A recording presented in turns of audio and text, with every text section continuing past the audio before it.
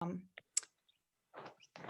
I've made the topic of this, how to be hunted on LinkedIn, because as a former recruiter, I know that it's not just about hunting for jobs. It's not just about applying for jobs. That's less than half of the equation. It's actually about getting yourself hunted. It's about finding people who will want to employ you. So today is all about getting you hunted and getting you found by the right people. Okay, sorry, why is my thing not moving across? Oh, there we go. Whoa.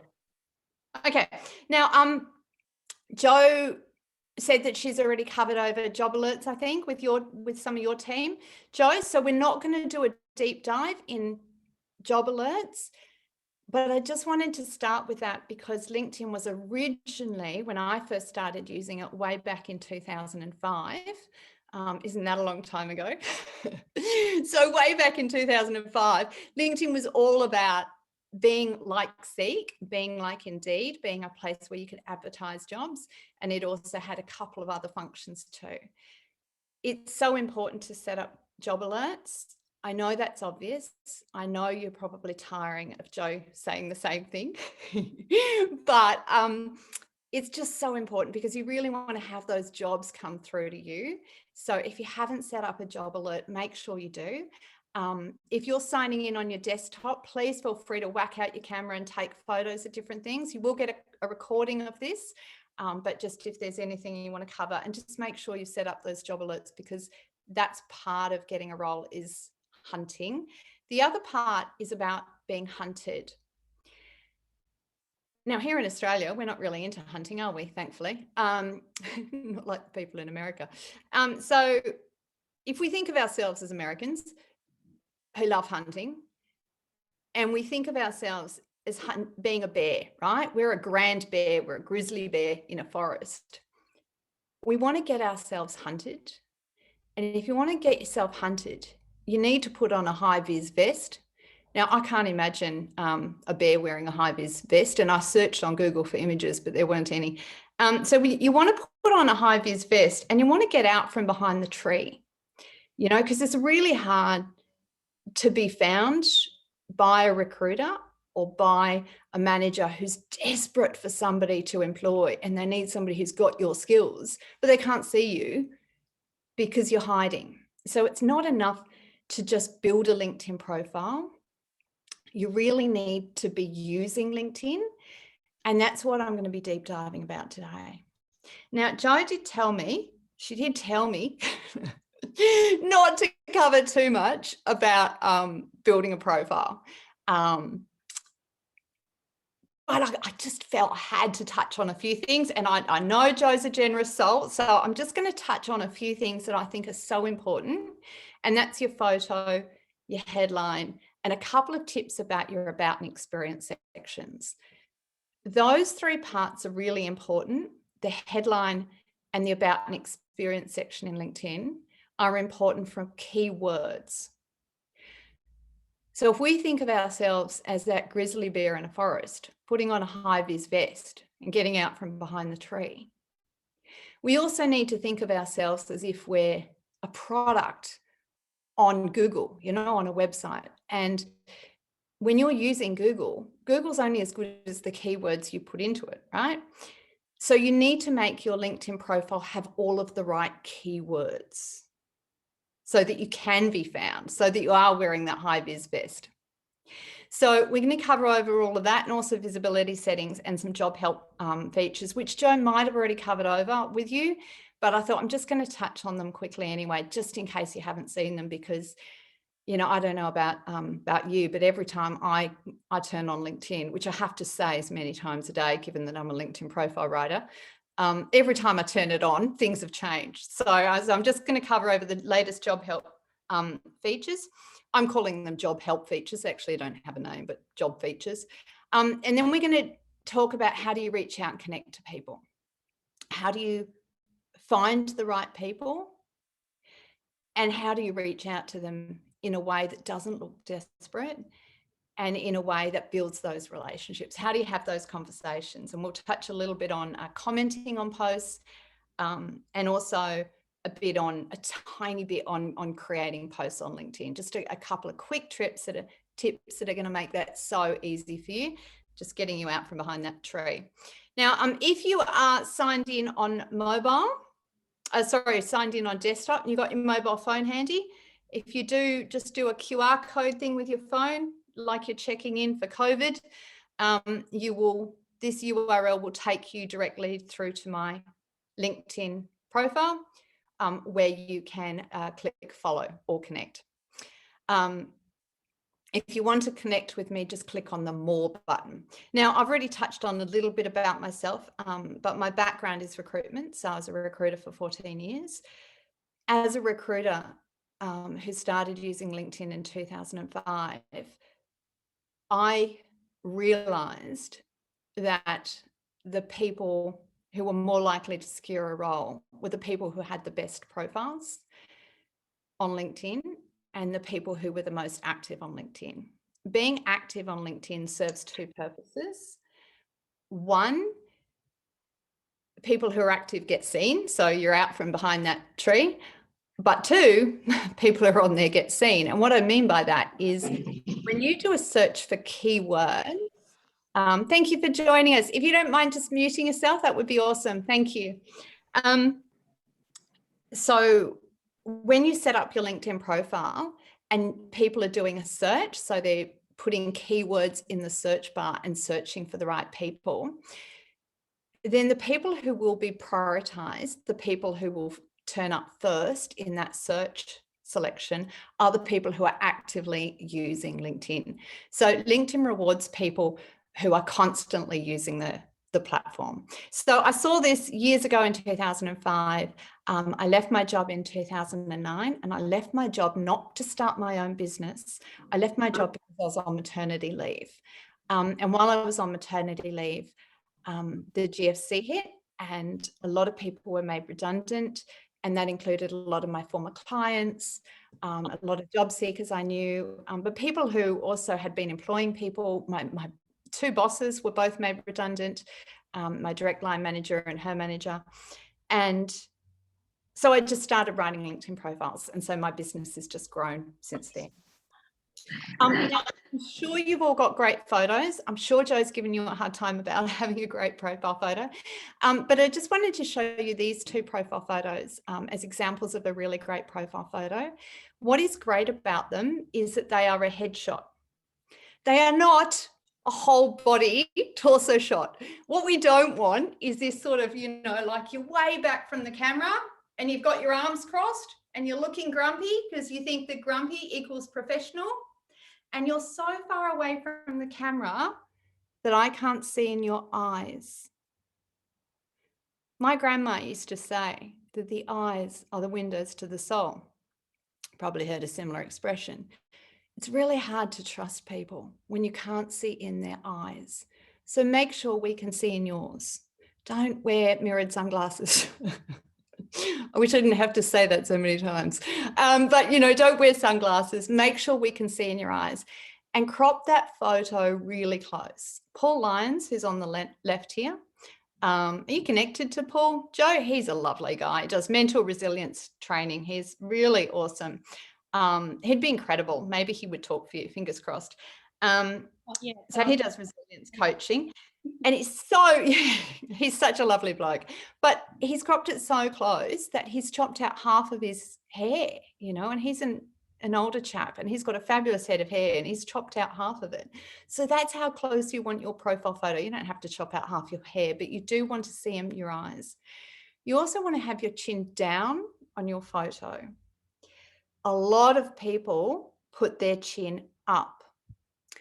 I've noticed after the last year of being constantly on Zoom that when I'm presenting, when I'm running a webinar or I'm on a stage in front of a couple of hundred people, I have a real tendency of putting my chin up.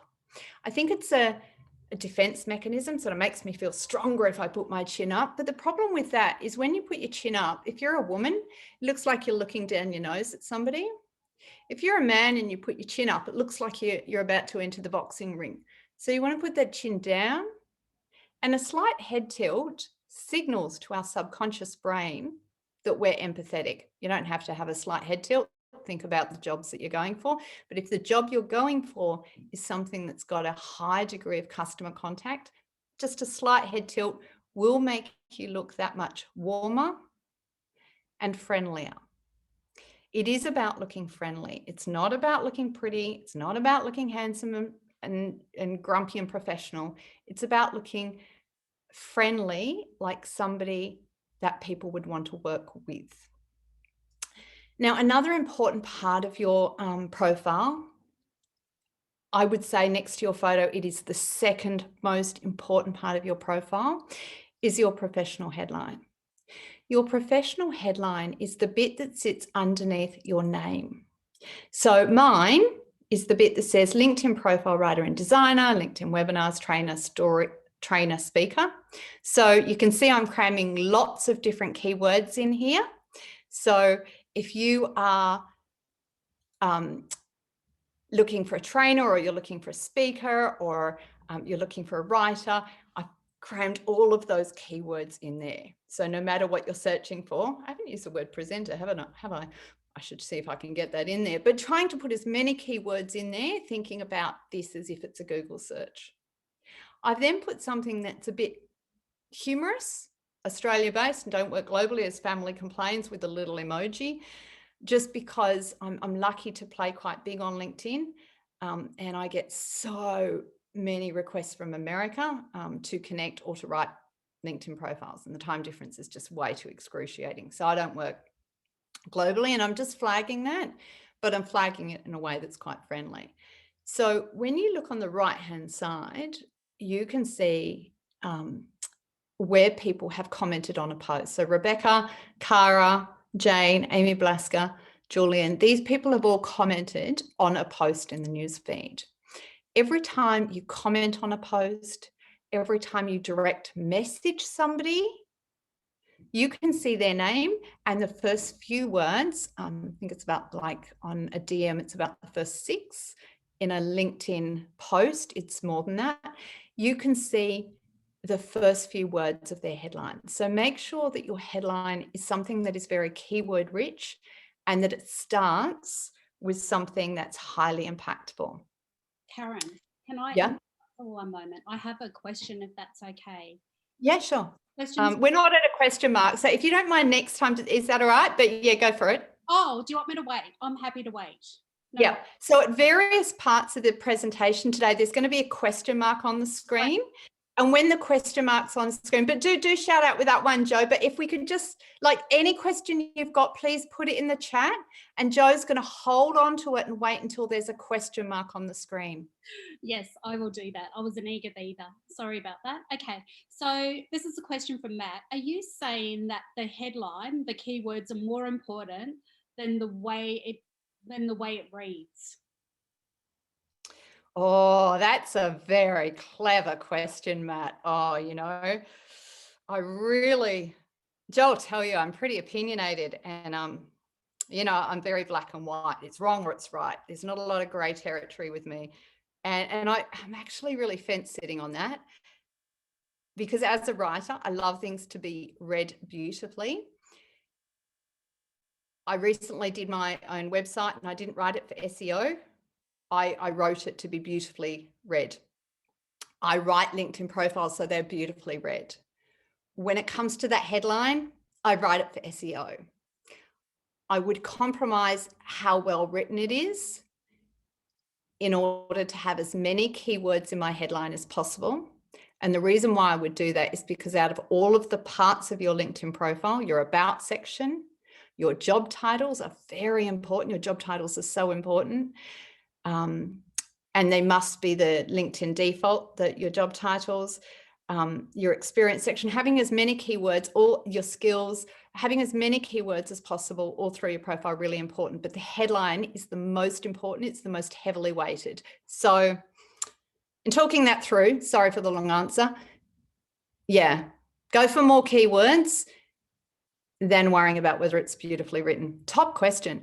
You might also be wondering, so at this point you might be getting a few questions, Jo, coming through going, should we say we're open to opportunities? Or hashtag ONO, open to new opportunities.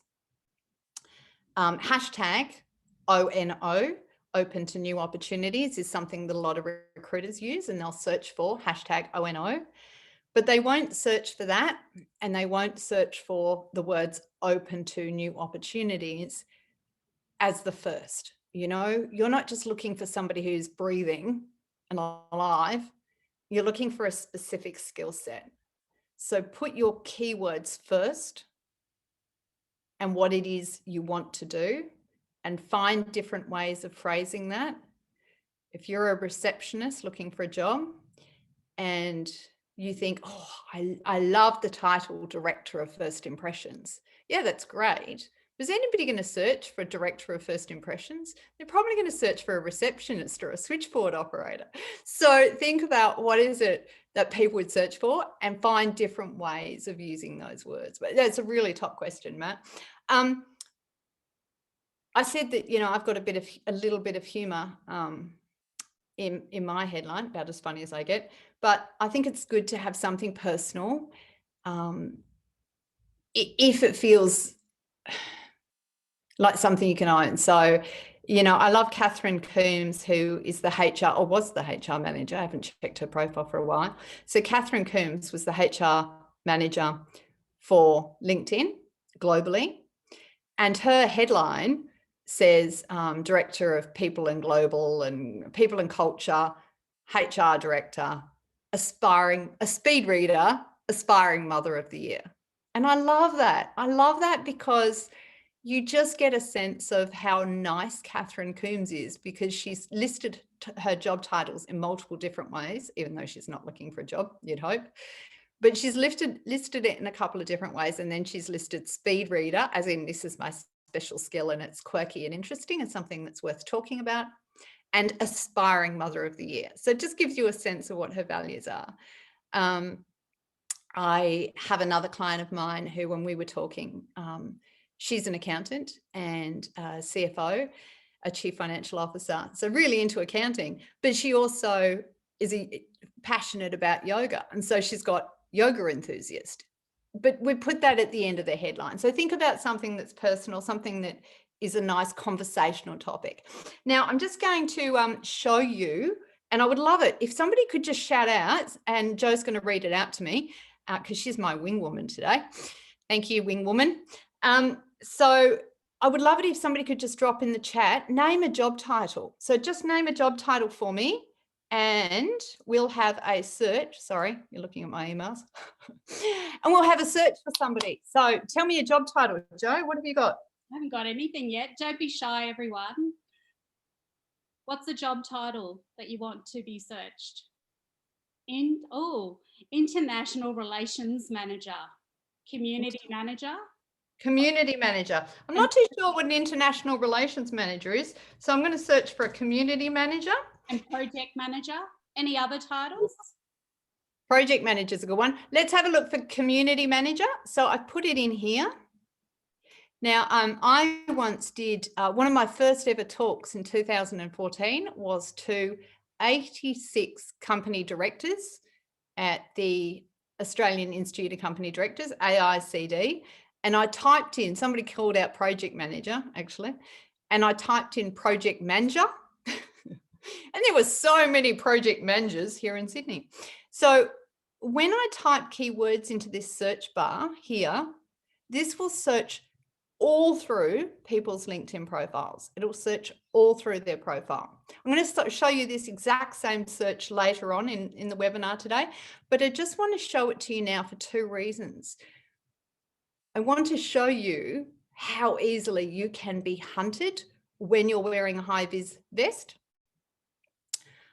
I also want to show you how you can reverse engineer your job search by going to the people and the companies that you would want to work for. So you can see here, it's come up people, and then I'm going to click on all filters. And I can I'm just going to move I've got all my faces over here, so I'm just going to move. How do I move you all? Oh, there you go. Okay, so I'm clicking on all filters and I'm going to sort it by second connection. So these are all the people I know. These are all the people who know people that I know. And if that doesn't make sense, I've got an image to show you on that one. And these are all the people who I don't have anybody in common with. I can slice and dice it by who do I know who is in the Greater Sydney area, or I might want to go, I don't know, let's search by somebody who's in Brisbane, just as an example. There are 2 Brisbanes here, so make sure you search under both. The Greater Brisbane area is, the words greater is what LinkedIn's moving to. So these people are more likely to have updated their LinkedIn profile and be active on LinkedIn. So I can search by all sorts of industry. So a community manager who is in a not-profit organisation, for instance, and maybe I might want to put in here what their actual title is. Are they a director? You know, what else have they been? So I can put in here, and this will search just their titles. We'll have a search. Okay, so it's come up with 587. I don't have a cold, sorry. I've got hay fever this morning. You're lucky I'm not sneezing all over the place.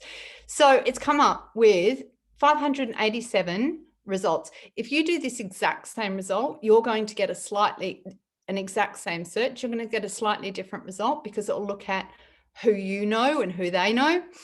And it will also look at your proximity. So who do you have in common with? Where are you located? All a range of different factors go into play in terms of sorting out this list here. So I can see here, so I don't know Kelly. I don't know any of these people. They're in my second network, so we're not connected. I don't know Kelly, but she and I share 32 connections in common, which means it's going to be pretty easy for me to reach out to her and say, hi, Kelly, you don't know me, but I can see we both know, you know, blah, blah, blah, blah, blah. I've got a position, wondered if you'd like to have a chat. Or you could reverse engineer your success and reach out to Kelly and say, hi, Kelly, see, we've got a few people in common and I'm really interested in your industry. Hope we can connect here. I never just click connect, connect, connect. I'm always right mouse clicking and opening the people in a new tab.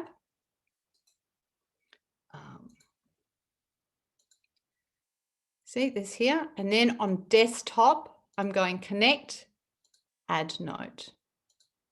So I might also, before I do that, scroll down to activity and see what she's posting and like what she's posting first. So I hope that that makes sense to you. If you're just thinking, oh my gosh, what is she talking about? I will be covering that later on as well. Now, I did speak about the first, second, third.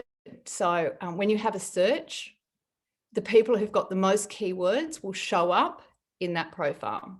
But to Matt's clever question, in your headline, make sure that you've got the right keywords all through your profile. Make sure it's grammatically perfect and that it reads well and it reads nicely and in a way that engages people.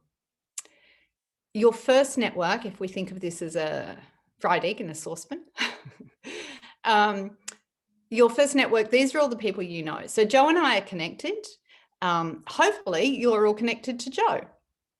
If you are all connected to Joe on LinkedIn, you are in my second network because you and I both have Joe in common. That third network, you're not connected to Joe. You're not connected to any of your colleagues. You're not connected to anybody I know. You're in the third network. We don't have anybody in common. So think of it as the first, second, third. It's really important to get that right because you don't want to reach out to somebody who's in your first and start talking about them like you don't know them. So these are people you've already connected to. So you should be a little bit on top of who they are. In that second network, people are more likely to connect to people who are in their second network because if you're connected to lots of people who I know, and I like those people, and I wouldn't be connecting to people I really didn't like, then you're going to feel like my kind of person. So think about that. Now, somebody mentioned project manager. Oh, project managers, such an interesting role. And I do a lot of work with the Australian Institute of Project Management, the AIPM. I've presented webinars for them for the last 3 years running. And what's really interesting is that there are multiple ways of saying project manager. You could say program manager. You could say program with double M and an E on the end. A project manager may also, you might be a project manager in infrastructure, and work for Sydney Rail. You might be, or whatever they're called now, you might be a project manager and work in IT. There's a lot of different types of project management. You might be a project manager and also be a scrum master, or a black belt in something, like sort of, I'm just thinking about all those keywords, make sure you've got as many keywords as you can all through your profile. You do have 220 characters in total, including spaces. So make sure that you use as many as you can. If you can, and it doesn't compromise the writing too much, I would try and put spaces after each word. So don't put program manager comment, comma. I'm looking at Richard Fuhr in the top right corner. Don't put program manager, comma, project manager, comma, engagement, whatever he's got there, delivery manager, comma. Don't do that.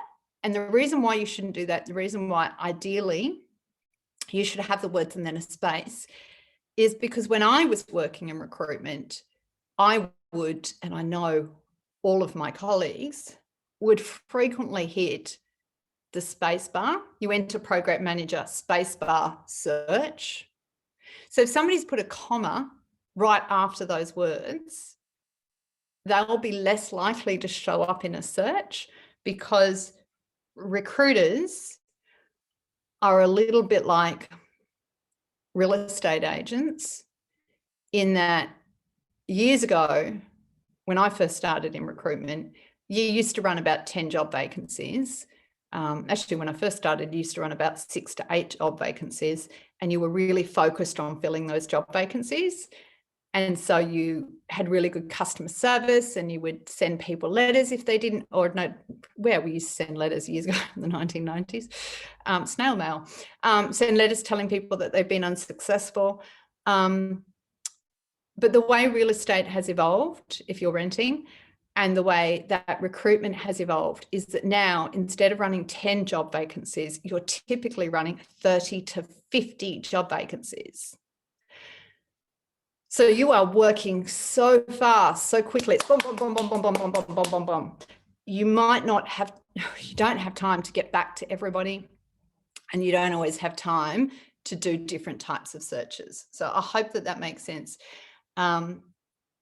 Just dwelling on that, the theme of today about being hunted, and oh, by the way, I'd love some questions in a minute, Jo. So if you've got any questions, please drop them in the chat.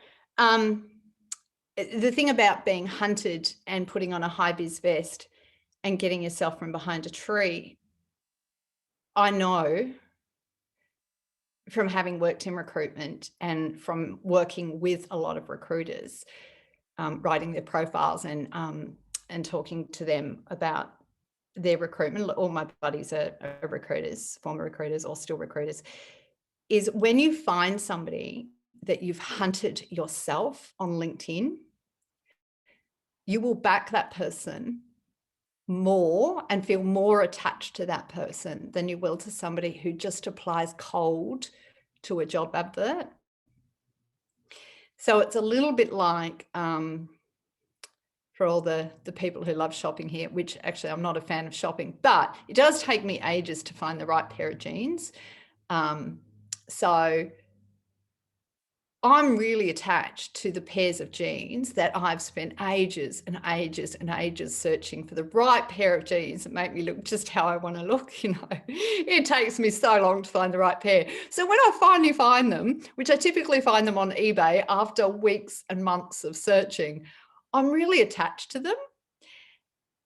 And so it's kind of like that. It's kind of like the eBay shopping effect, where you've searched for something specific for your wardrobe or whatever, and you finally found it, and you treasure it so much more than the pair of jeans, your mother-in-law buys you because she thinks that that's what would suit you, when you've gone out and you've searched for something and you've found something, or somebody has crossed your paths and you've met that person, you will back them more than you will somebody who's just applied to a job advert. And I know this is the case. And I think it is a bit of an eBay effect of you've gone searching for it, you've put more effort behind it, you've had more interactions with that person. But I also think it's because recruiters, sorry, Joe, I will stop talking in a minute and answer some questions. But I just want to get the point across that as well, that if you come across as desperate, then that can be really quite off-putting to a lot of recruiters. Everybody wants somebody who everybody wants. So you always want to look interested, but you also want to value yourself as well. And you don't want to smack of, oh my gosh, I've been turned down for so many jobs and I'm really desperate. You don't want to come across like that, because people will think, oh, well, are they saying something that I'm not saying? Because if lots of other people have turned you down, maybe we should too. So people are essentially sheep. So I know that sounds perhaps a bit negative, but just keep that in mind, that people want people who they think everybody else wants. So that's why I think LinkedIn can be so helpful, beyond just setting up job alerts and making sure you've got a great profile. It can be so helpful to proactively reach out to people and build those networks and build those connections. So sorry, Jo, I'm going to shut up now. Have you got a question for me? I've had a couple of private messages, so I hope you don't mind. So this is a message from Caroline, and I hope I'm saying this right. And before I go into the questions, I want to thank the others for their job titles as well. We won't have time to go through all of them, but that technique will be able to help you. Is that right? Or yeah, cool. Alrighty. So this is Caroline's question. So I hope I've got this right. If I do not like a photo on my LinkedIn profile, will HR or recruiters overlook me? Perhaps, yeah, they don't have a strong photo. What are your thoughts on that? When you say you don't have a strong photo, just make sure it's a headshot. Don't make it a whole body shot. Don't make it a shot with sunglasses on. Make sure that you look likable. Anybody can have a photo taken of them where they look likable.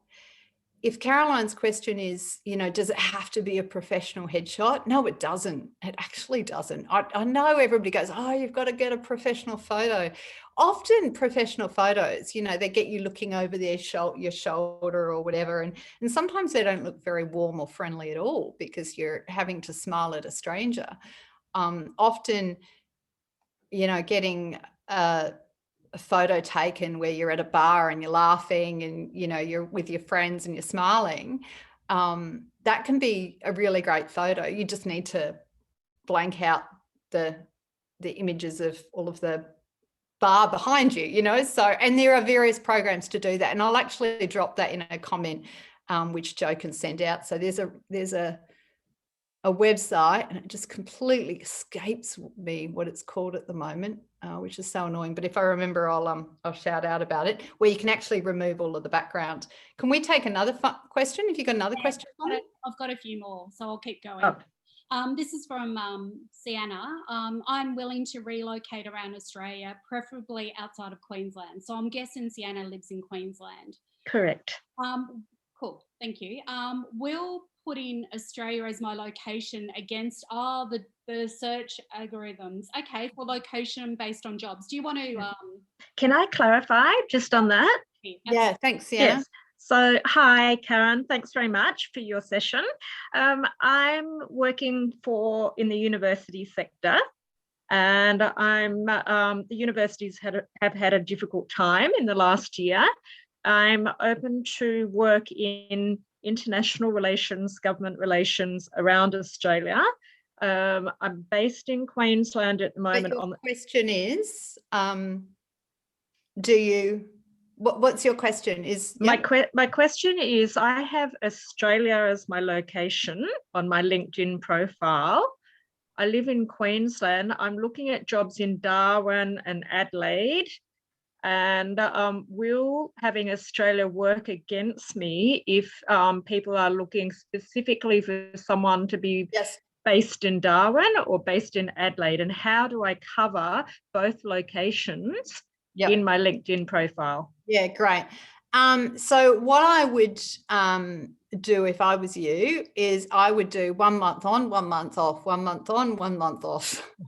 So I would have Darwin for 4 weeks, and then or for a month, and then I would have Adelaide for a month. And then when the recruiter, when you're at that stage where a recruiter or a hiring manager is saying, hey, can you pop into our office tomorrow and have a chat? You'll be, oh, I'd love to, but I'm actually in Queensland at the moment. But you know what? It's really easy for me to get to Darwin. They're like, no, don't worry about it. Don't worry about it. We don't want to interview you anyway, because what if we try to interview you and then you don't get a job and you've paid for a flight? Now you're going to sue us. And is that going to, oh, no, I'm coming to Darwin anyway. It's part of me setting up my business, but instead of making it tomorrow, can we make it in a week or a fortnight? And you'll try and get as many appointments in Darwin as you can. I actually happen to live in Brisbane, but I'm coming to Darwin. You and I have interacted on LinkedIn. Can we line up a coffee? So I would do a month in and a month out, because yes, it will go against you. Okay. Can we take, thanks, Sienna. Does that answer your question? Yes, thank you. Awesome. Can we take another question? I've got another 2, if that's okay. I'll try and make it quick. So I'm just going to clarify on Caroline's one. What if she doesn't want a photo? That's going to work against you, isn't it? It will. No, nobody trusts people who are hiding their face. So if you don't want to use your photo, and I've had some really interesting situations in the last year. I had one situation where a woman didn't want to have her photo because she had a very, and I'm sure this is not the case with yourself, Carolyn, she had a very aggressive ex-husband who was stalking her. She'd changed her name, and she just didn't want to have a photo there, because what if he recognized it? What if it brought all of that back? I also had, I've had some Muslim populations in my webinars where they've said, I'm not allowed to show my profile photo without asking for my my husband and my father's permission to show my profile. Like, that's, it's not my decision, it's theirs, and they don't want me to show my profile photo. So so that's been quite interesting to sort of circle around that, in which case I would say try and use an avatar, so something that is a caricature of you that looks similar to you. I think it's really quite helpful. But again, you have to negotiate the cultural sensitivities of that. It's just beyond my understanding or expertise to advise on. But we do trust people who have photos. When people don't have a photo, it's, what are they hiding? Oh, this person's obviously extremely introverted. And being an introvert's great, because it means you're better at listening than I am. But it just feels like you're hiding something. So it will absolutely go against you. Okay. Good answer. Okay, Caroline's got another one. I have heard that looking for opportunities on your LinkedIn page is not a good idea. These are questions from her participants. So she's another coach. Yeah. Caroline, that's a really awesome point. And that comes back to, I think where Caroline's going with this is that, don't look desperate. Don't look desperate. If you've got open to opportunities all through your profile, I'm not going to employ you. And there is that green banner where you've got the green, you can change it to open to work, which Jo's possibly discussed in her private sessions with you. And there have been some linked trainers that I have huge respect for that have just said, don't use the green open to work banner. Well, studies show that people who do use the green open to work banner that sits around your profile photo, people who do use that get more views of their LinkedIn profile from recruiters. So LinkedIn studies show that it works. Saying in your headline, hashtag ONO, open to new opportunities, which doesn't look as desperate as writing the words open to new opportunities, again, does work. People will search for that. But that comes second to the importance of putting all of the right keywords in there. If you pretend you're employed because you don't want to look desperate, and you know that recruiters like people who everybody else likes and everybody else wants, and so you want to create this sort of barrier to being employed, as in, I'm still employed, so you'll have to work hard to get me and then you'll value me more. you know, what we can think of as Karen Tisdale's jeans, hunting for jeans on eBay effect, then yeah, you know, I can see where you're going to with that. But I just think just always sort of stick with the truth. And if you are open to opportunities, say you are, but don't lead with that. So I hope that makes sense. I can't take any more questions at this point, but I do have other points for questions, and I want you to drop your questions in the chat. You got any questions, or you disagree with me, say so in the chat, because I think that, or take it up another time. You know, maybe you could have a chat to your coach and to the counselors, and go with what their advice is, because I think you don't want to look desperate. You do want to flag that you're available, but you really don't want to look desperate. So just tread a bit carefully around how and where you use open to opportunities, and don't put it everywhere, just put it in a couple of places. So I hope that's helpful. Now, your about section, this sits underneath. So it's one of the top positions, and it's a really important part in terms of your keywords. It's not as important as your headline. It's not as important as your job titles, but it is important. It's also where you can not just put lots of keywords, but it's where you can really engage people and have them get a sense of who you are and what you care about. If you don't have an about section, if you're looking at your LinkedIn profile on your mobile phone or whatever, and you're going, I don't know what she's talking about, I don't have an about section, also known as a summary section, just click add profile section. Now, a little bit like the formula for writing a headline, here you want to talk about who you are. You want to talk about the problems you solve. You want to talk about why you do what you do. I know that Joe's a massive fan, as I am, of Simon Sinek, where he talks about his why. Why do you do what you do? Why did you become an engineer and not an accountant? Show me how you're passionate about engineering. When you show that passion, when you show your why and you talk about why you do what you do, it's really attractive to potential job seekers. I love my accountant, Adrian Atchison, because he's really interested in tax, and I'm really not interested in tax. So I love that at 10 o'clock at night, he's reading books about tax and direct messaging me saying, hey, did you know you can do this? And I'm like, I'm really not interested. Can I just pay you and you can take care of it? You know, so everybody likes people who are interested in what they're interested in. And just really important to have job alerts set up on, you know, Seek, Indeed.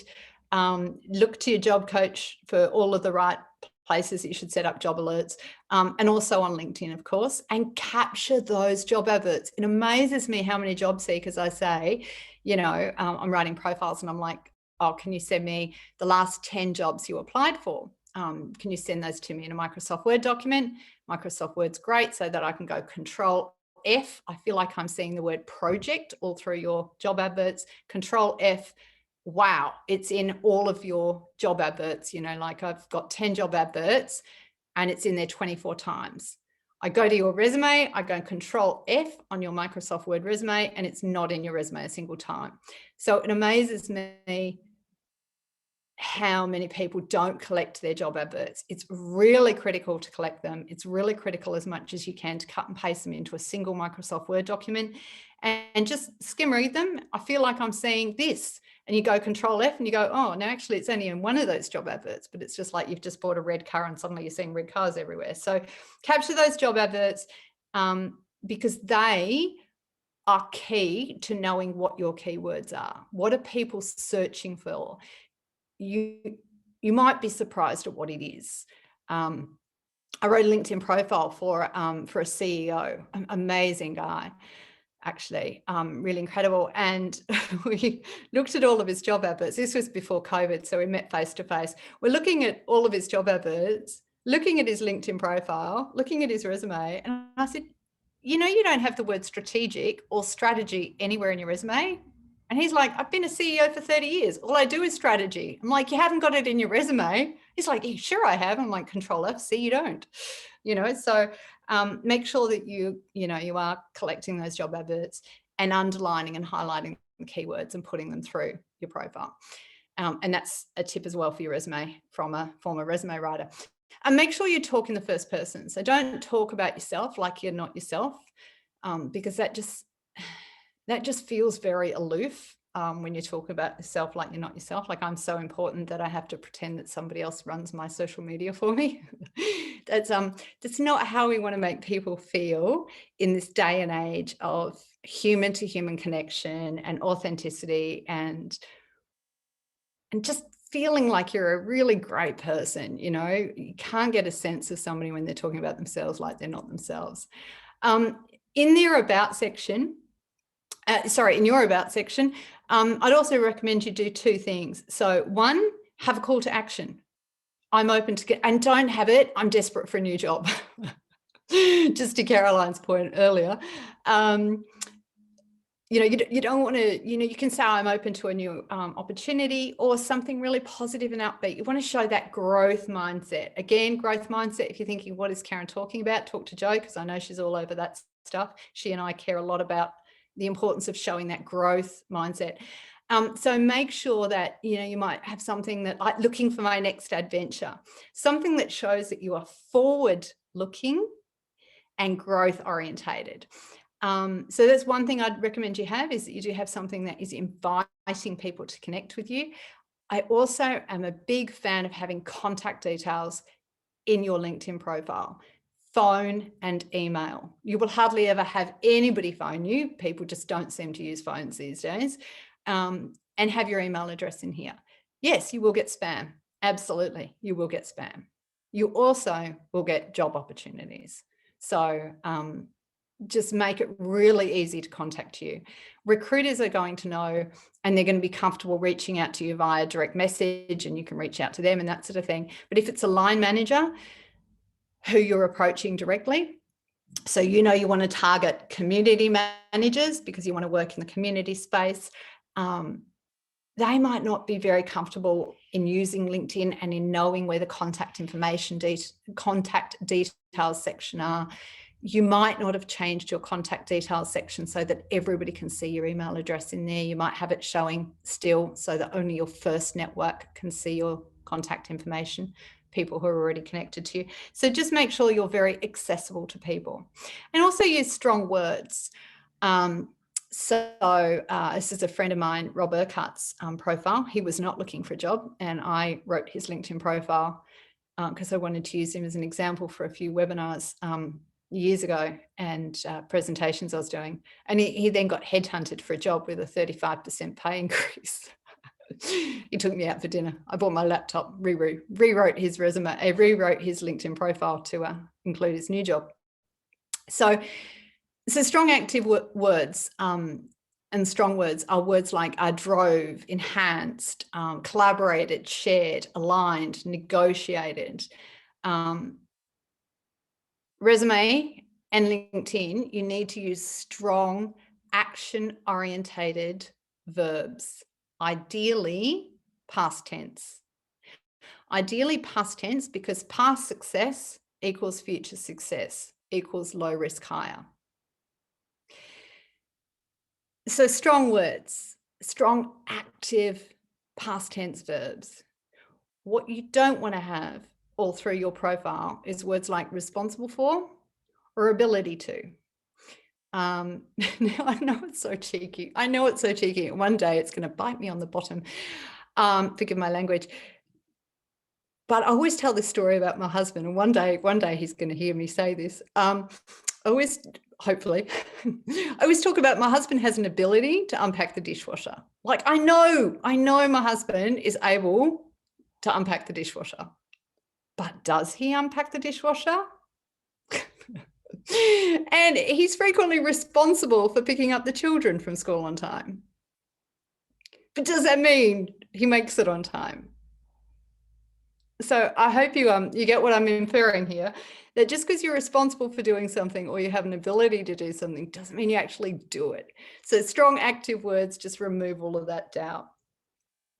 Now in your experience section, you can also use emojis, and you can use Emojipedia to search for things, or you can even have a look on my profile and you'll find an article that's got where to find emojis, and I can send that to Jo as a link.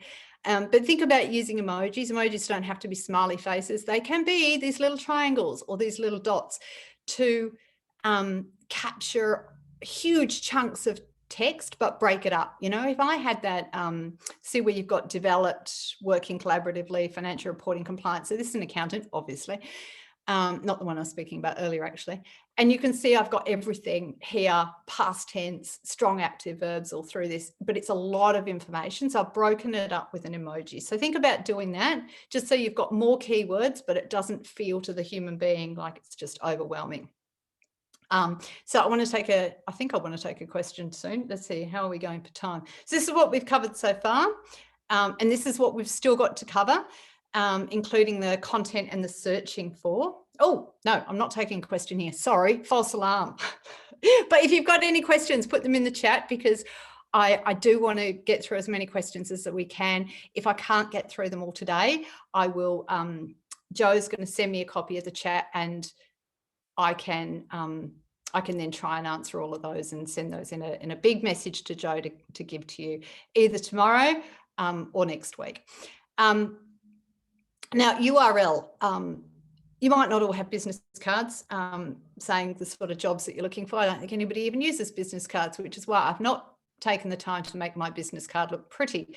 Your URL is really important. It sits on your business card. It can sit on your email signature. It can also, and I don't want to show this to you for too long because it's really embarrassing because I haven't looked at it for ages. It can also sit on your resume.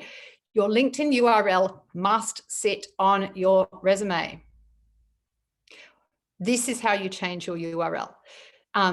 So why must it sit where you change your LinkedIn URL? You go to me, as in you go to you, and then you click on edit public profile and URL. So you must have your LinkedIn profile on your resume because people want to verify who you know, particularly if you're going for a role in sales.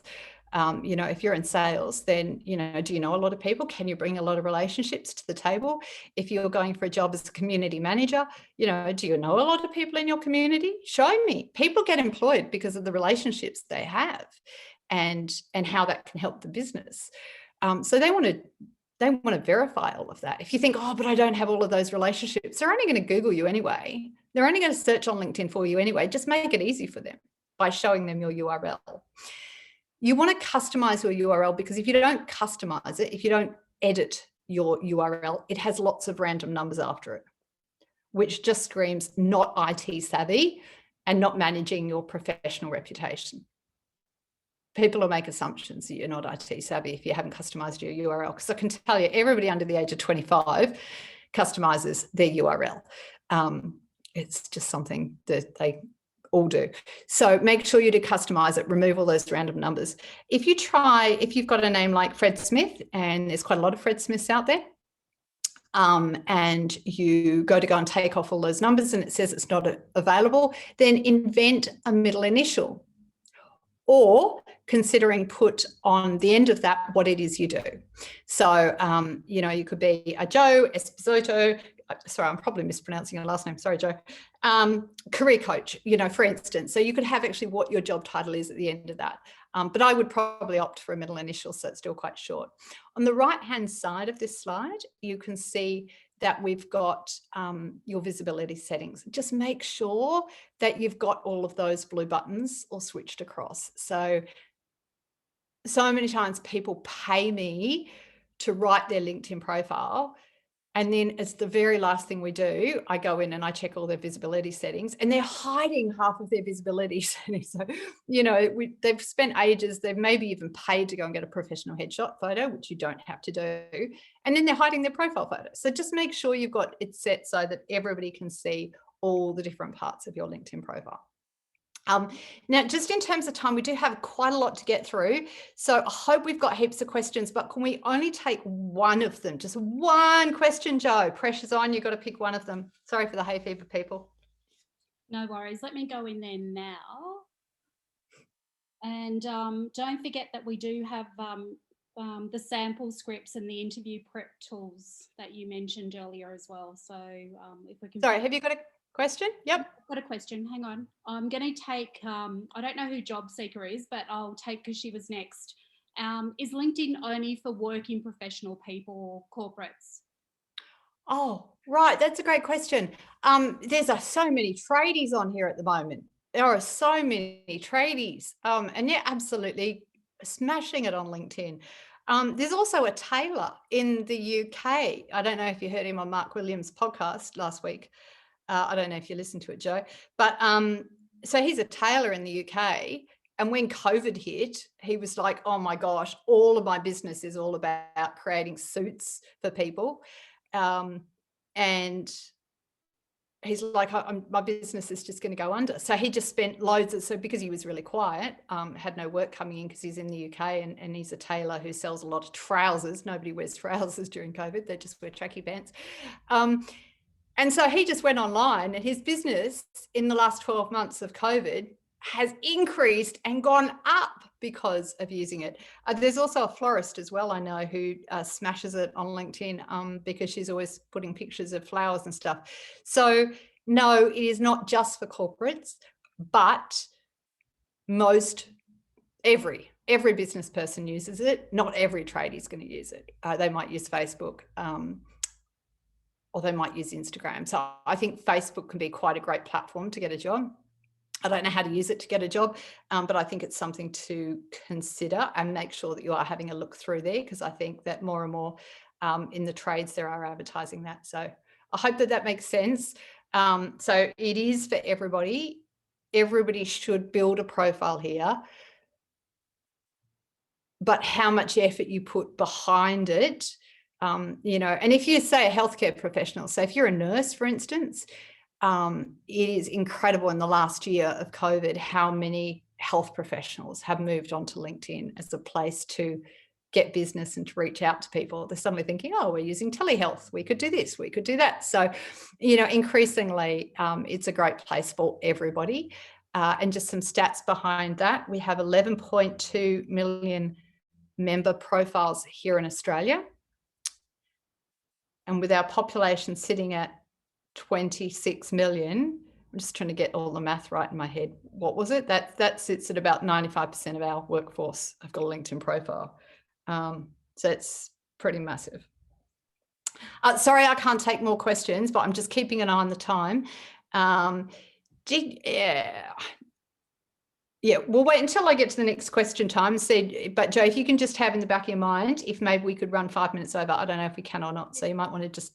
Yeah, that's cool. I had an extension to that question. I don't know if it's okay to answer it now, or do you want me to wait? I'm happy to wait. Super quickly. Yep.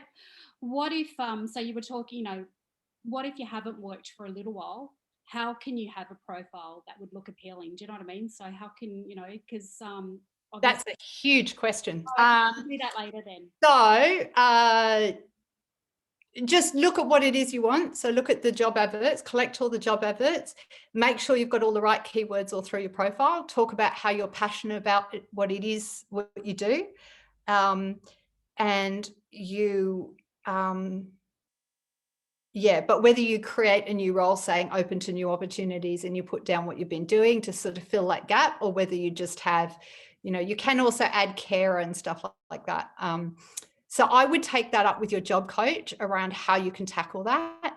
And, do you insert another thing or sort of, see if you do want to do another webinar, because we're not really meant to be touching much on profile development, because I think Joe's covered it quite a lot. But have a chat to your job coach on that one about how you can fill all of that. Hope that makes sense. Now, we did do a search for talent earlier. We did do a search for, what did we look for? We looked for a community manager. Let's look for a search for a talent. So why are we searching talent? We're searching talent because a lot of recruiters have got, it's going to go back to this search. I'm going to hit this button here, or this one here. This one, much like the home button, will refresh everything on the screen. So it'll clear your browser.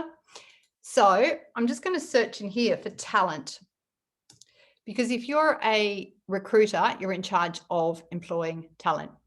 And I'm looking for a person. I'm going to go across to all filters. I am living in Brisbane, but I'd really like to move to sunny Darwin. Oh, 2 Darwins again. And I might pick an industry, I might not, especially because talent, people who are recruiters might list themselves as being in the recruitment industry, not being in the industry that they recruit for. So I might not pick this. Oh, I do, of course, want somebody who's in my second network, ideally.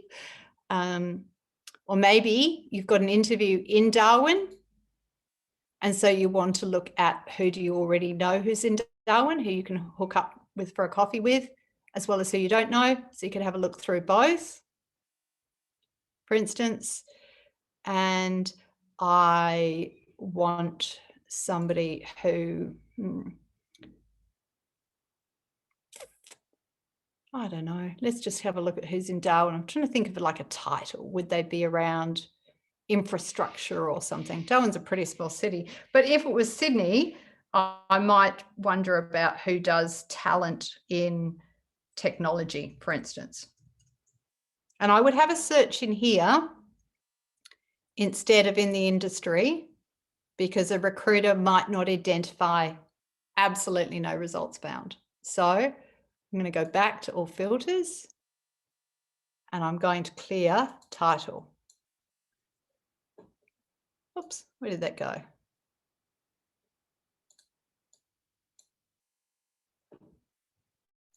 Okay. I'll click reset. All right, so we've got talent. I'm looking for somebody who's in first and second. I'm looking for somebody who's in Darwin. Where did Darwin go? I thought there was a Greater Darwin. Greater Darwin. And I'm not going to put anything in the job title here. And it's come up with 117 results. So here I can find all of the people who are recruiters in Darwin.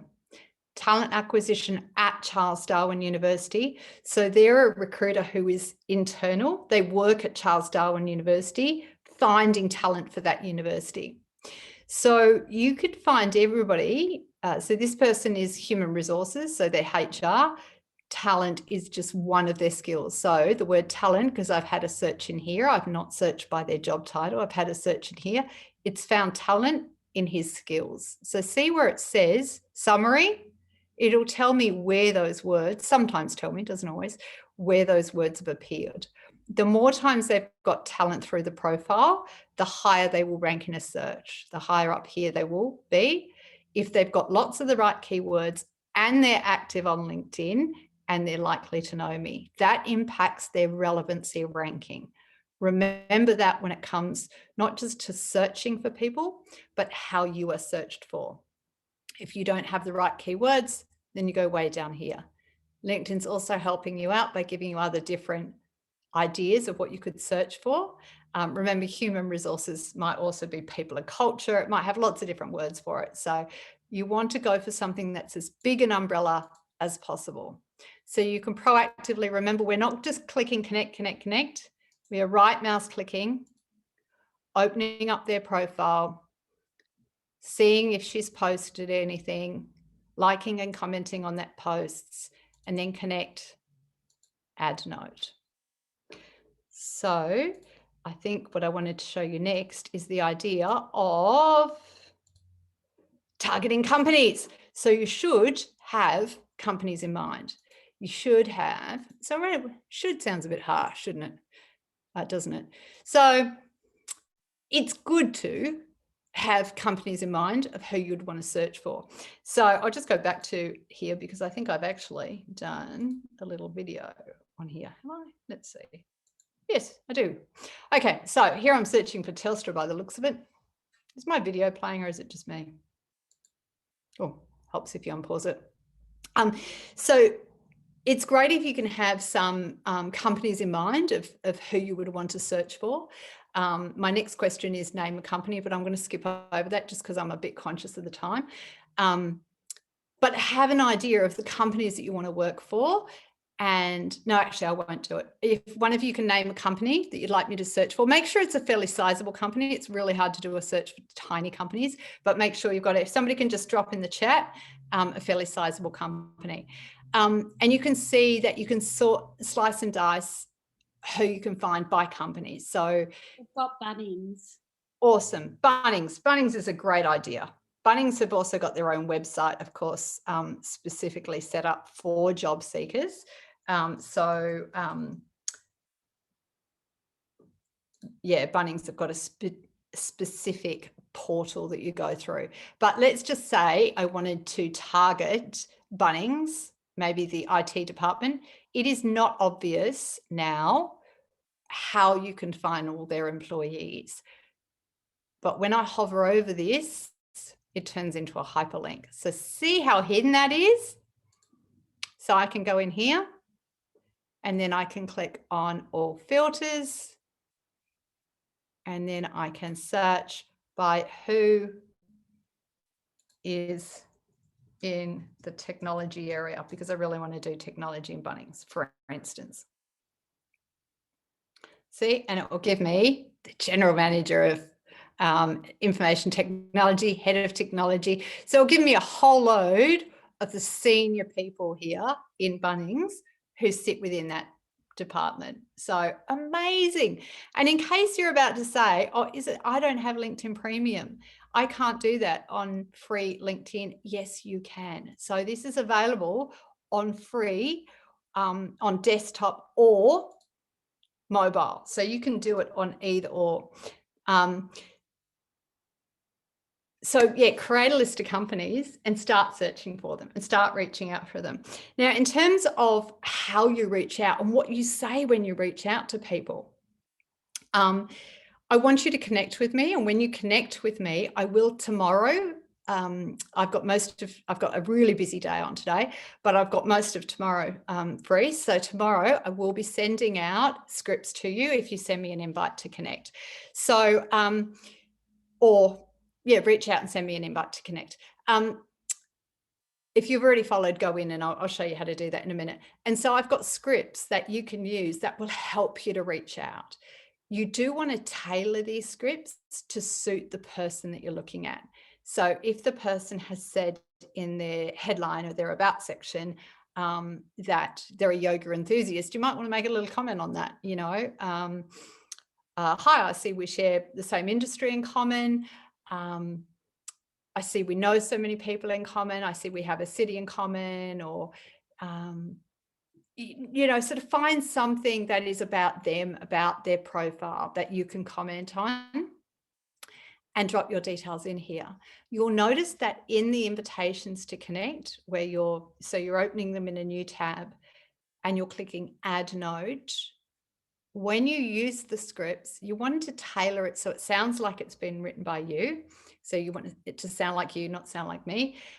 You want it to be focused on the person, but you also want to make sure that you're including in here your name and job titles. Notice I put job titles, not job title. So just coming back to that, if you're a switchboard operator, you might be a switchboard operator and a receptionist and, maybe the office assistant. So put different job titles in here. You don't want to have hundreds of them because otherwise the person's just going to go, whoa, what's going on here? But maybe have a couple of different ones, especially if there are a couple of different jobs that you're applying for. Just so that way the person always goes, Joe, career coach, like they associate you with that, so make sure that you are listing what your job titles are. And again, your contact details. You're rarely ever going to have a phone call. I put my phone number everywhere and hardly anybody ever calls me. But you just want to make it as easy as possible for somebody to go, oh my gosh, you're just who we're looking for. And they pick up the phone or they email you. So I just wanted to give you some screenshots on how you can do that. So just really want to emphasize the importance of not going connect, but click connect and then add note. So important. On mobile, if you don't have a easy access to a desktop computer, you are clicking on the more button. So on my profile, I forgot to change it this morning. I even wrote myself a diary note before Joe's webinar, get in and change my thing from follow to connect. And I'm sorry, I forgot to do it. So on my profile, unfortunately, if you've already clicked on my QR code and you've clicked follow, if you could just go in and click on the more button and then personalize invite and just write, I don't know, write Joe and personalize invite. So that's how you do it on mobile. Now, in terms of, so just want to emphasize reaching out to people. These are some of the invites that I've sent. So I actually cut and pasted messages that I've already sent to people just to show you how I'll vary it. I notice we have a few connections in common. In one of them, I've named it. We have 36 connections in common. I see we share an enthusiasm for LinkedIn. I'm only saying that because I'm a LinkedIn trainer. So, be specific in terms of what you do. So if you haven't already reached out, if you want to have those scripts, just get out your mobile phone and bring up my profile and click on the more button and then just personalize invite and write Joe, or just click connect and I'll say, were you in Joe's webinar? Hopefully I'll remember all of your names. So if you want to do that, that would be great. So if I can have another question, that would be fantastic. Joe, have you got a question here? Sorry, we've gone so long without a question. Yes, I do. I do have a couple of questions. Let me go up a bit now. Okay, there was one before. Okay. LinkedIn e-learning, because we have that portal. How serious will employers take LinkedIn certifications? I don't know if that's something you know. I think e-learning is really great. What I've seen a lot of job seekers do is every time they finish a course, LinkedIn will say, do you want to create a post saying that you've completed this course? And so they do that, and then that goes in people's newsfeed. So that's a really great way of getting on your high-vis vest and getting out from behind the tree and moving around. How seriously do they take it? If you're not working at the moment and you've got a ton of certifications, and you've been upskilling yourself during that time, I'm absolutely going to think a lot more of you than when I say to you, what have you been doing in the last year or the last 18 months? And you say, oh, I've been gardening. Well, it's great, but how's that help me as your potential employer? So, it's certainly not going to do you any harm. And what I love about the LinkedIn certifications is that you can create a post around it. So I think that's a really, really, really great thing to be doing. Now, in terms of following up with the conversations, so I'll take another question in a few more minutes, if that's all right, but I won't take one just yet. So in terms of following up, so once somebody has connected, you have sent that invitation to connect, and they have accepted your invitation, then it's really great to give something to that person. And what you're giving is not hey, thanks for accepting my invitation. Have you got a job vacancy? That's what you don't want to be doing. You do not want to be looking desperate. You want to be sending them a message that reminds them who you are in a way that's not, hi, what are you working on at the moment? Or hi, what's interesting in your day? Or hi, how are you doing? Those questions, I get those questions every single day. I have to say, I get a little bit like, really? Do you really care? Is this an automated bot? So you really want to just give something. So I think podcasts are really, really, really great to give. I listen to a lot of podcasts. And so I will frequently message people on the weekend when I'm listening to lots of podcasts and cleaning the house. And I'll say, I was just listening to this podcast and I thought you might find it interesting. And people love that. People are like, wow, you thought of me on the weekend, and you sent this to me. Thank you. So easy to just collect the URL on a podcast and send it to people. You can also do that with an article. Or you could ask, would you like me to introduce you to somebody? Or don't even ask and just introduce them. So think about what you can give. People are going to be more likely to give you a job if you've reminded them of who you are and if you show that you're a giver. So here's a couple of screenshots of my friend Diana. I met Diana on LinkedIn. So we only got to know each other through LinkedIn. And I like her work. I like that she's all about saving the planet. And a couple of my other clients are also about saving the planet. So I've written profiles for John Englander and also for Joanne Horwath. Joanne Horwath is CEO of a company, as is John actually, but Joanne is very, very, very busy. So I CC'd in her operations manager, Shannon Doherty. So here are 2 different introductions that I've done on LinkedIn where I've copied Diana into a message and I've put Joanne and Shannon in that message. I've just clicked on the 3 dots and added a new person. So you can add multiple people to a message. You don't want to add hundreds. You never want to do a group message to, 20 people. Hi, I'm looking for a job. You want to do it one-on-one or 1 on 2 or 3, so you don't want to do it to lots of people. And you can see here that I've introduced Diana as I would at a party. Hi, Diana, you should meet Joanne. Joanne does this for a living. Diana does this for a living. I'm going to go and get myself a drink. I'll leave you 2 to talk. And then I exit the room. So, see what I've done there? So think about facilitating introductions to people in your network. If you're connecting to community managers in Darwin and community managers in Adelaide, I hope you don't mind me belaboring this example, Sienna, but maybe they might like to know each other. Maybe somebody who's running something at Bernardo's might like to know somebody at Red Cross. They may already know each other, which actually I think Diana has said, actually I'm already connected to Joanne.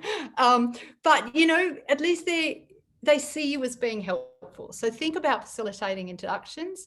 And if you start doing that to other people, what you're saying without saying it is, do you know other people you could introduce me to? But you've got to give first, So if you want to get people to introduce you to other people, why don't you start doing it first? Be the first one to do it. You can also leave people a voice message. Voice messages are so powerful, and they are so powerful for that reason that I mentioned earlier, where I get almost every day, I get about 3 to 5 a day. Hi, how are you going? Hi, what are you working on today? Hi, what project are you finding interesting? And I'm like, really? And so I think a lot of those are automated messages and they feel a bit chatbotty. But when I get a voice message, it just really connects me to that person. It really makes me feel like I know that person, So when somebody accepts your invitation to connect, send them a voice message. So I'm going to do one right now. I'm going to do it to Joe. Okay. So what I'm doing is I'm bringing up you can only do it on mobile phone. So bring up your mobile phone. You should have your LinkedIn app on your mobile phone. Type in the person whose name you want to send a message to, Joanne Esposito. And you can see I've got the message button here. So I click on message and then I click on that little microphone button, which I've circled here. I'm taking a deep breath in and I'm speaking on the out breath. Something that I learned from standing on stages is you should always speak on the out breath. Why should you always speak on the out breath? Because it drops your voice deeper, which builds more trust. It also means that the first thing the person's hearing is not you going, which makes you sound like a creepy weirdo. Okay, so deep breath in and speaking on the out breath.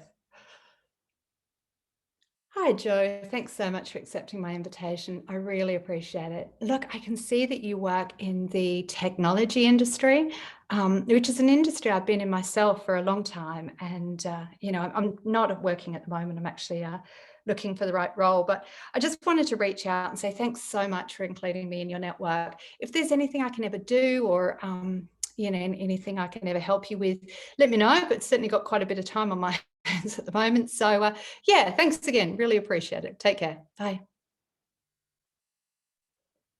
I would never write that. You write that, you are going to sound so desperate.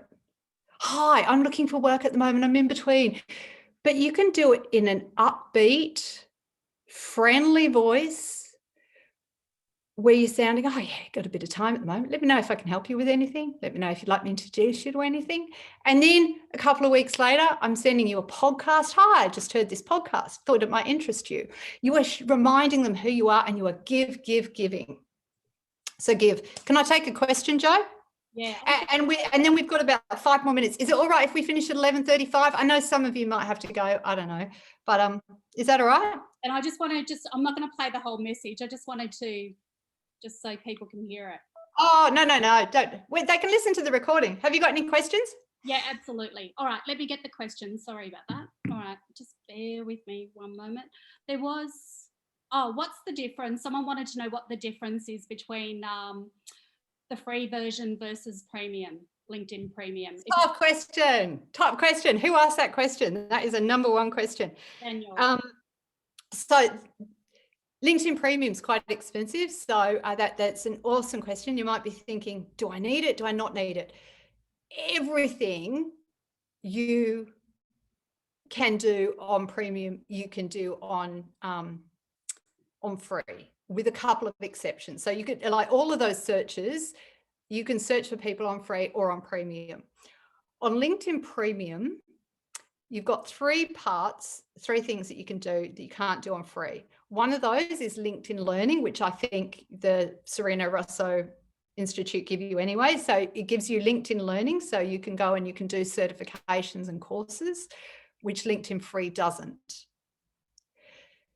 LinkedIn Premium also gives you some HR data on when you have a look at a company. If you've got Premium, on the bottom left-hand corner, left.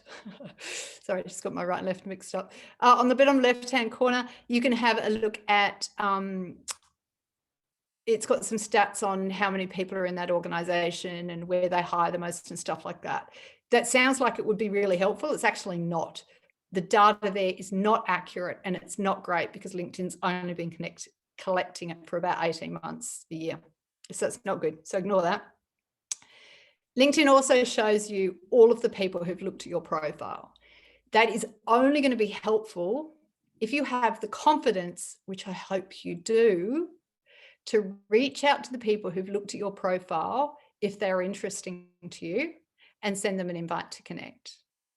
Because if somebody's looked at your profile, they are somewhere along the buying journey. They've looked at your profile for one of two reasons. One, they're thinking about employing somebody like you, or two, they know somebody who's got exactly the same name as you and they were looking for that person. So it's not worth getting LinkedIn Premium if you're not going to have the confidence and be proactive enough to reach out to people and connect with them. So I hope that makes sense. I've still got a little bit more to do, so not much more, but just want to whiz through it. I know I spoke about job alerts. I know you're probably tired of hearing about it from your career coaches, but I cannot emphasize enough how important it is. And it amazes me sometimes that people don't set up job alerts properly. So I've just got a little screenshot here of where you can do that. Now it is also, I'll just show you two screenshots. Oh, okay, job alert off. You've also got what I'm calling the job help features. So in your job searches, job section on LinkedIn, you've got that bar across the top, home, my network, jobs, messaging, notifications, me, which is you. When you're on jobs, click on more and click on interview prep. It is so great. So interview prep is where you can practice your interviews, and artificial intelligence will play back your interview. So I'll ask you questions and it will play back that recording and tell you if you've used too many ums or ahs. So don't worry too much if you have used a lot of ums and ahs, but it can be quite shocking to realize how many you might use. But it's also really good to practice because you get to do two things. One, you get to speak as opposed to just practice in your head. You're actually saying it out loud. But I think the most important thing is you actually get to listen to yourself. And that really kicks in that auditory learning. So you go, oh, I didn't realize I sounded like that. So often, if I'm preparing for a big talk on a stage, I will record myself on my mobile phone.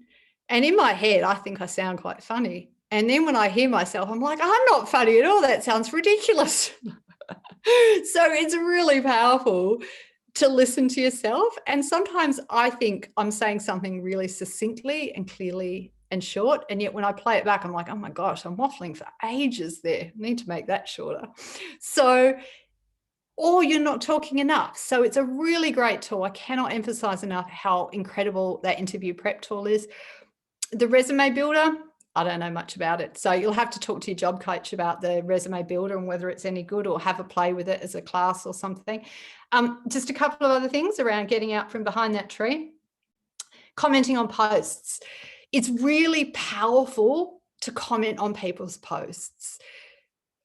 A lot of people, a lot of decision makers, a lot of bosses are scrolling through the newsfeed while they're waiting for their coffee, or they're doing it legally at traffic jams, or, they're just scrolling through the newsfeed. They have trouble sitting still. These people are busy, busy, busy, busy, busy. And so they're scrolling through their newsfeed.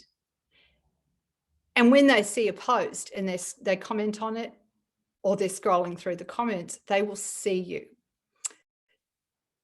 If, say, for instance, you wanted to get a name, I can't really see a name without my glasses. What's her name? Athena? I think it's Athena. Yeah, okay, Athena. So if I really wanted to work for Athena, right, I really wanted to get Athena's attention, if I comment on her posts, she's also more likely to employ me. She's certainly going to see me. So I've given her the gift of attention. So comment on people's posts as much as you can. It will increase your visibility. Don't comment on people's posts if they're in America and you're never going to go and work in America. So make sure that you are clicking on the 3 dots of the posts and unfollowing those posts if they're not relevant to you, or that person's not relevant to you, but so that you don't keep seeing their posts in the newsfeed, but comment on the posts that are relevant. I've just got a couple more slides, I promise you all. If you don't know what to say and you just think, I don't know what to say on a post, like, do I just write great post? Then do what I've done here in this screenshot. I do this all the time, letting you into all my secrets here. I copy and paste a couple of words in their post into a comment, and then I write so true, or well said, or beautifully said. So I don't want to write so true or great posts. So I just paraphrase their words back to them. So, and I've also liked it as well. So I've given it a little blue thumbs up. So liking posts is really important because it gives you a little bit of visibility, but only a little bit, and mostly only to the person really that has liked that post. But commenting on the post will increase your visibility. Now, if you're wanting to create content and you're thinking, I will just share other people's posts, don't share other people's posts. Because as you can see here, Ariana Huffington gets heaps, thousands and thousands and thousands of comments and likes on her post. Here, somebody has shared her post, and a week later, no views at all. So, and no likes on their post. So you don't want to share people's posts, but you can share an article. So don't curate content, don't share posts, instead share articles. So here I've shared an article that I've written for a magazine called First 5,000. So they do online publications as well as a written article. So I wrote an article for them, and I just put a few words above that. So about, the article that I'd written, and then I dropped the link to the article, first5000.com. When I went to publish it, LinkedIn automatically changed that link. So it looks like it's native on LinkedIn. It says LinkedIn, LinkedIn, EYUP, blah, blah, blah. So that was actually the first 5,000. That was the URL page. So the page of the article. So if you want to be creating posts, this is one of the easiest ways to do it, is look at the industry you're in, read trade mags that are around that industry. If you're a bricklayer, then find articles, just Google articles that are around bricklaying, that are around construction and the latest tips around laying bricks. Find those articles, copy the the web page URL. So when you're on that website, you're having a look at that URL, put it into a post and just put about 5 lines above it. You don't have to tag the author, but you might want to if the author is somebody that, you know, is a real mover and shaker in the industry and they're here in Australia. Why wouldn't you tag them? So tag being mentioning them. So, and then create posts around it. So, and I just wanted to share that hack with you because I do want you to put on that high vis vest, but also to get out from behind the trees and you know, get people to see you so you can be hunted. Now, you might be thinking, I don't want to share posts, I don't want to comment, I don't have anything interesting to say. It's just simply not true. You know, you're all amazing people. And I know that because Jo has absolutely sung your praises. She said, "Oh, you've got to speak to my amazing people. They're so wonderful." You know, so Jo has told me you're amazing people. I expect you to be amazing people. And I know that everybody's got a different story to tell, you know, and I just love this quote because I think it's quite inspiring that, you know, you might think as a bird that you don't have a great song, but you know, you do have a song and it's one we all need to hear. So so I hope you're all ready to get your high vis on and get moving out from behind that tree. There is no pressure to buy my services. I'm not here to do a sales pitch to you, but you know, Jo did say that I could do an offer to you. She negotiated with me pretty heavily on your behalf. So I've got a 25% discount. My work does get really busy towards the end of the year as I do a lot of what I hope will be face-to-face events this year, which should be quite exciting for me. So, but if you did want to book in before 1st of September, there is that discount there, but you just need to mention either Jo's name or mention Serena Russo and you can get that discount. There's no pressure. And please also reach out and connect with me and I'll send those scripts. So, because I would love to send you those scripts, but I'd also like to have lots of invites to connect. So, so please do reach out and connect. So that concludes my presentation. I'm sorry I ran 10 minutes over time. Could we take a quick question or two, Jo, or do you want to wrap it up? Up to you. It's up to you because I know how busy you are. I had a quick question that I wanted to ask for the group. You already shared quite a few tips, but you know, when they're afraid to ask, you know, they've just connected with them, they want to gather some information, so they're not going to ask for a job straight away, but they want to know, is there opportunities there? You know, can I find out about the culture of the company? Have you got a quick tip that they could go about with the second message? Do you know, or was that part of the messages? So you would never, so your question is, have you got some tips around the culture or have you got a job vacancy or will you, what was your exact question? What's your objective? So as a recruiter, I used to call it an information meeting. So you'd set up a meeting with someone that you've just connected with to gather information about them because you want to work there, but you don't want to ask for the job straight away, but you want to be interested in getting to know them.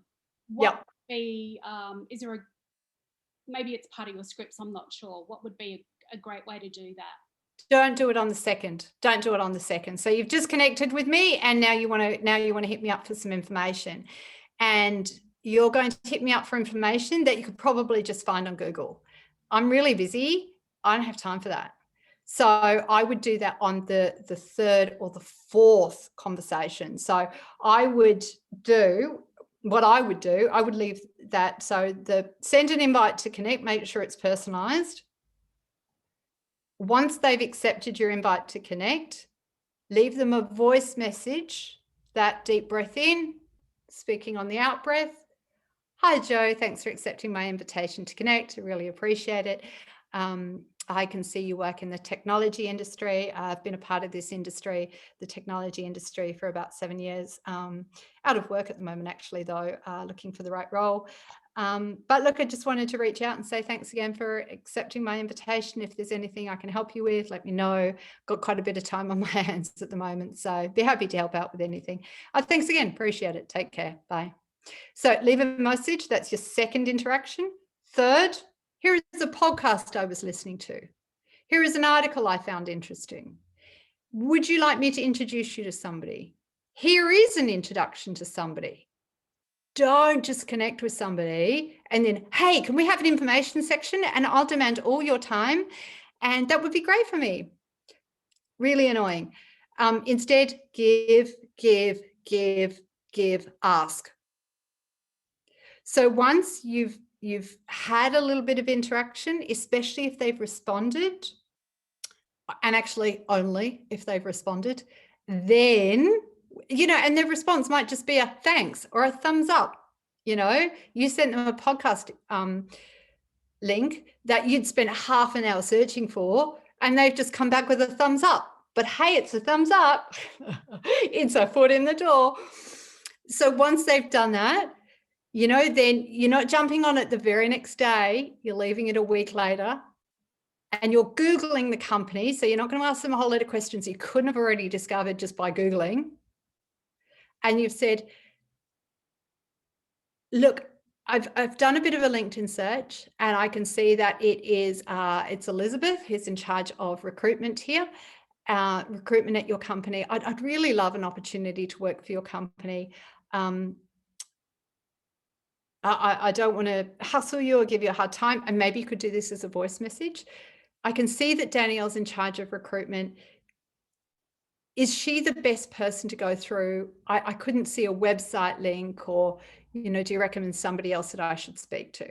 So maybe something like that, but don't do it on your second message. Make it your third or your fourth. Maybe do it as a voice message and give them an easy out, you know, this or that. Is it, you know, does that make sense, Jo? Yeah, I was asking on someone else's behalf. So Yeah. yes, thank you. That's perfect. And I do have another one. So this is actually quite a good one. Concentrate perfecting your LinkedIn profile and resume. A lot of people transfer their resumes to their LinkedIn. They think LinkedIn's an online resume. So what are your thoughts on that? When you're looking for a job, yes, it can be, but make it more conversational. So the experience section, make sure you flesh out your experience section. On your resume, you may have lots of great big long sentences that talk about how you did something and the steps you took, and they're long paragraphs of information or long sentences, while on your LinkedIn profile, they're very, very, very short. So remember I showed you my, my friend Rob's profile, and you could see there that they're very strong action verbs and they're really short sentences. So you want to make it really short, really concise, and you're thinking tight. You're thinking you want to keep the language really tight here. In your about section, this is not your executive summary from your resume where you're talking about yourself like you're not yourself. And it's, you know, where you're saying 25 years experience in blah, blah, blah, blah, blah. No, that's not what you want to write. Hi, thanks for looking at my profile. My name is Evan and I am a da, da, da, da, da, da, da. My experience includes I became an engineer and not an accountant because I'm really interested in this. If we share interests in common, please reach out and connect with me. I'm currently looking for my next adventure. So it's a lot more conversational, so you're getting to know people. Can we take one more question, and then I will have to run. I've got a podcast interview this afternoon. Yeah, no, I know. How exciting. And I know, and I got to fix my hair because it's looking a bit crazy. Sorry, everybody. And they're going to video it for YouTube. Beautiful. Does anyone know? That's it. There's no other questions unless someone has a quick question to ask. Does anybody want to unmute and shout out? Yeah. Who's game enough to do that? No questions? Everybody's like, just give me lunch. She's talked so. I'm game. I'm game. Listen to me, Karen. All right. Thank you, Justin. Justin. How you going? Karen, just as a success thing, I've been, you know, really only concentrating on Seek and applying for jobs there, et cetera, and having no success at this stage. Would you say the percentage of success is better with LinkedIn rather than Seek, or does it depend on the job? Does it depend on the person? What's your opinion about that? Seek and LinkedIn are very similar. They're both quite expensive sites to advertise a job on. Indeed is not a job board. It might look like a job board to you and me, but from a recruiter's point of view, it is a job board. It's a job aggregator. So it Indeed collects job adverts from all over the place, from a range of different sources, and then companies just pay for those to be listed. So you might be a a deli in Wagga Wagga and you've advertised it in your local newspaper, and suddenly Indeed have picked it up and it's there on Indeed's website. But if you want to have your job prioritized, then you just pay for the searching. If I was you, I would never put all my eggs in one basket. You know, I didn't marry the first guy I ever dated, I have to say. You know, I went out with a few people first. I wanted to know I was making the right decision. So I got married quite late in life because I wanted to make sure I was settling for the right guy. And in terms of getting a job, I mean, I know some of you may go, oh, any job would be a good job. You know, you also want to hold on to your power. You're pretty amazing people. You want to work for a good job and a good boss. Don't put all your eggs in one basket. I would look at a range of different places. I'd have job alerts set up on Indeed. I'd have job alerts set up on Seek and on LinkedIn. And I'd be looking at all of those three places. And you may see some adverts on Seek that look near identical to job adverts that are on Indeed or that are job adverts on LinkedIn. You're thinking, is this the same job?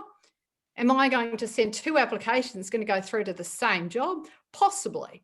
If they're clearly exactly the same, then only apply to one of them, decide which one you want to apply for. But you want to make sure that you're taking the best job, not the first one. Thank you. Okay. I'm going to let you all run. I hope that was helpful for you. So, Thank you. so I hope it was all. Thank you, Vanessa. I appreciate the thumbs up. Thank you. Thank you so much. Thank you. Thanks very much. Yeah. Thank you. Thank you so much, Karen. That was amazing. Great to hear. Thank you. Cheers, everybody. Bye. And good luck. Good luck. Okay. And if there's any questions I didn't cover today, I'll send them to you tomorrow. Okay. Thanks again. Appreciate it. Bye-bye.